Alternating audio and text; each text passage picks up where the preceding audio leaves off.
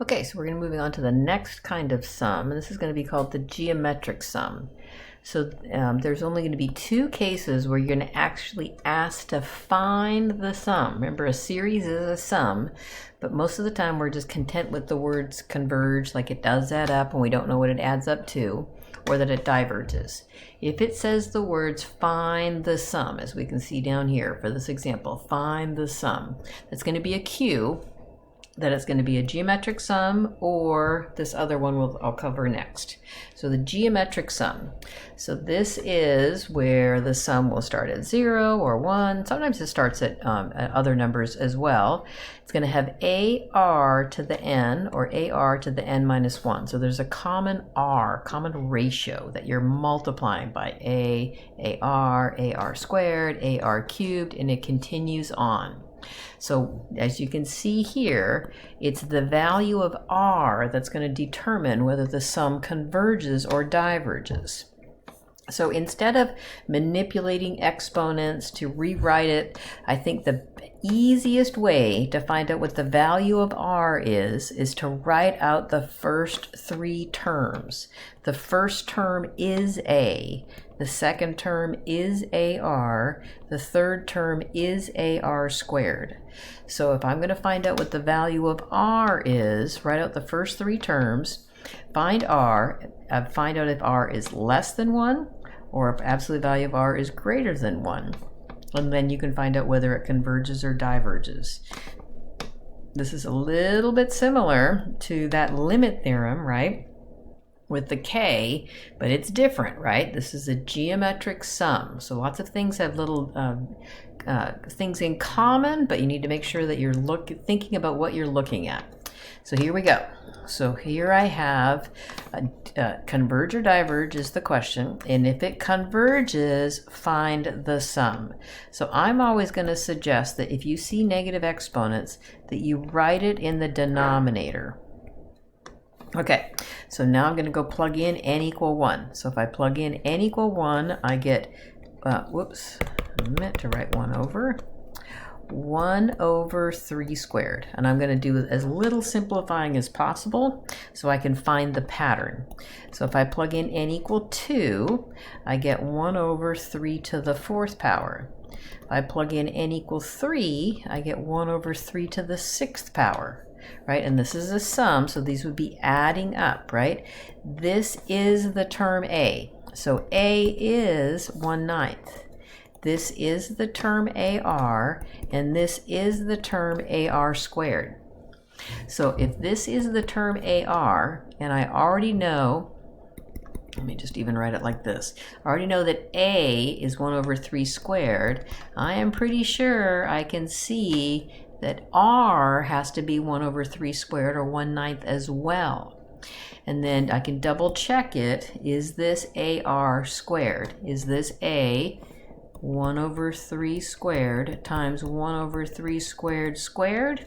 It is, because I'd square that to get 4, and then I would add another 2 to get 6. Okay, so the third one's just a double check. So since my A, my absolute value of my A is, since my R, my absolute value of my R is less than 1, therefore it converges. And if it converges, I can find the sum. The sum is A 1/9 over 1 minus 1/9.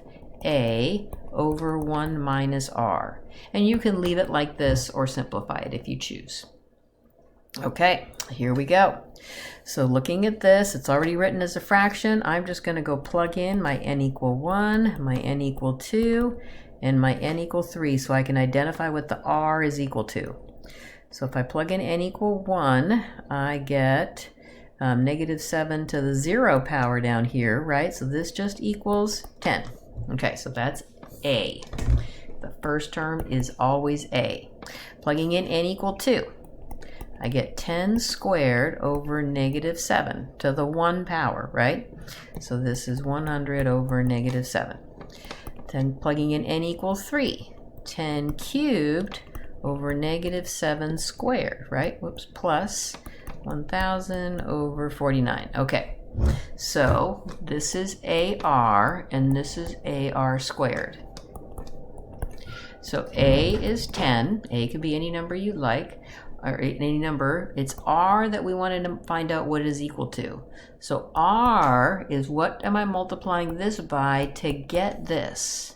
So it looks like I'm multiplying by 10 over negative 7. And if I multiply this by 10 over negative 7, do I, oops, I meant to put 1,000. Yes, 1,000 over 49. Sorry about that. If I multiply this by 10 over negative 7, do I get this? I do. So I've got the right R. This absolute value of R is greater than 1, therefore it diverges. If it diverges, there is no sum, so do not go putting it into the A over 1 minus R, right? Don't put it into that. You've got the numbers, you could go put it in, but divergent means there is no sum. Okay, for this one here, it does say C or D. If C, find the sum. I have to split it up. In order to have a common ratio, there can be no addition. So I have to split it up into two separate sums. So I'm looking at 1 over 3 to the n plus 1 plus 2 to the n over 3 to the n plus 1. So I'm looking at two separate sums that I'm doing separately to find the common ratio. All right, so let's plug in n equal 1. I get 1 over 3 squared. Plug in n equal 2. I get 1 over 3 cubed.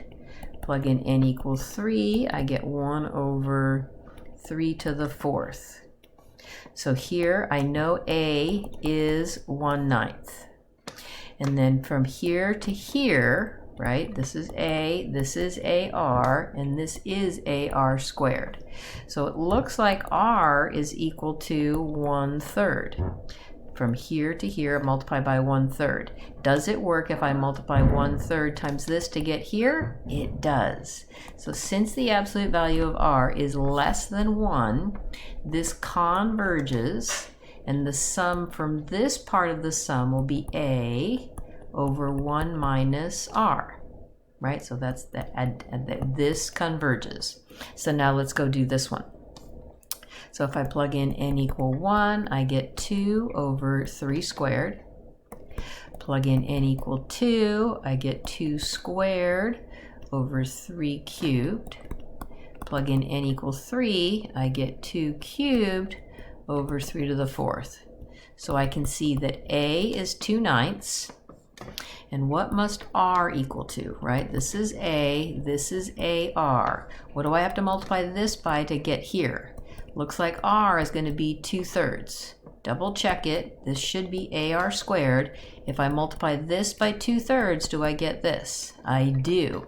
So since the absolute value of R is less than 1, it converges, and the sum from this part will be 2/9 over 1 minus 2/3, right? A over 1 minus R. So therefore, the answer would be these two added together. And this is a fine answer.